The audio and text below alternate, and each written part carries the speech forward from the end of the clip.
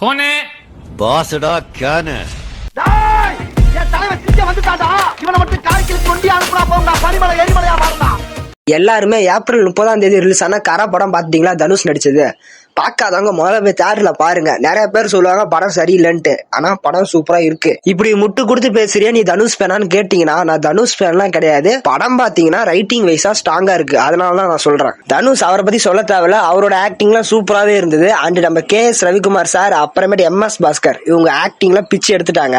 And other characters எல்லாம் இன்னும் படத்துல சூப்பராவே பெர்ஃபார்ம் பண்ணியிருந்தாங்க. படத்துல மியூசிக்கை விட BGM சூப்பரா போட்டிருந்தாரு GV பிரகாஷ். கரா படம் எனக்கு ரொம்ப பிடிச்சிருந்தது. ஆனா நிறைய பேருக்கு ஏன் இந்த படம் பிடிக்கலன்னு தெரியல. மூவி பப்ளிக் ரிவ்யூ எடுத்து பார்த்தா ஃபர்ஸ்ட் ஹாஃப் சூப்பரா இருக்கு, செகண்ட் ஹாஃப் மொக்கையா இருக்குன்னு ஒருத்தன் சொல்றான். அப்புறம் செகண்ட் ஹாஃப் சூப்பரா இருக்கு, ஃபர்ஸ்ட் ஹாஃப் மொக்கையா இருக்குன்னு இன்னொருத்தன் சொல்றான். அப்புறம் படமே மொக்கையா இருக்குன்னு ஒருத்தர் சொல்றாரு, அப்புறம் படம் சூப்பரா இருக்குன்னு இன்னொருத்தர் சொல்றாரு.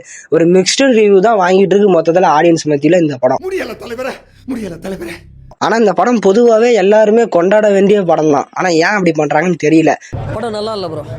அப்படி சொன்னால் தான் ஆடியன்ஸ் சேர்த்துப்பாங்க. ஏன்னா நம்ம தமிழ் ஆடியன்ஸ் நல்ல படத்தெல்லாம் விட்டுருவாங்க. அப்புறம் கன்னடத்தில் என்ன படம் வந்திருக்கு, தெலுங்குல என்ன படம் வந்திருக்குன்னு அப்படின்னு போய் தேடுவாங்க. அதுதான் நம்ம audience.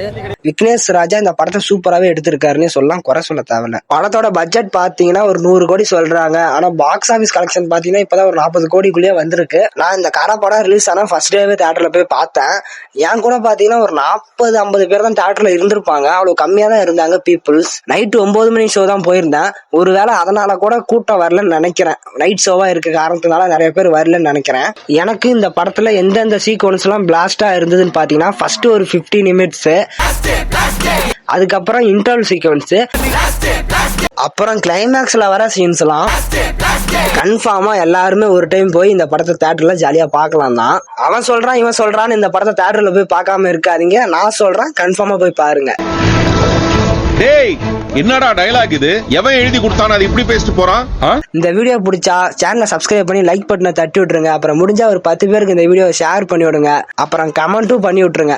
Okay guys, thanks for வாட்சிங். Tata bye bye. அடுத்த வீடியோல சந்திப்போம்.